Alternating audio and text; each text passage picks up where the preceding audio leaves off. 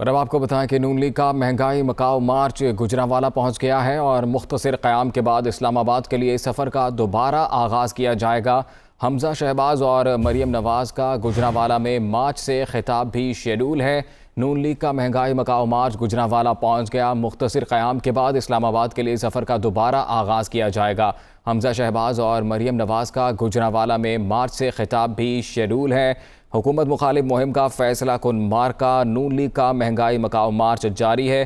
काफ़िले इस्लामाबाद की जानिब रवा दवा है। मरियम नवाज़ और हमजा शहबाज की क़यादत में कारकुनों की बड़ी तादाद इस काफ़िले में शरीक है। मुख्तलिफ मकामात पर रात गए इस काफ़िले का पुरतपाक इस्तकबाल भी किया गया और अब ये काफ़िला गुजरांवाला पहुँच गया है और जिसके बाद ये इस्लामाबाद की जानिब गामजन होगा। गुजरांवाला में अब तक की इतलात के मुताबिक मरियम नवाज़ और हमजा शहबाज का खिताब भी शेड्यूल है। हुकूमत मुखालिफ मुहिम का फैसला कुन मार्का। नून लीग का महंगाई मकाओ मार्च जारी। काफ़िले इस्लामाबाद की जानिब रवा दवा है।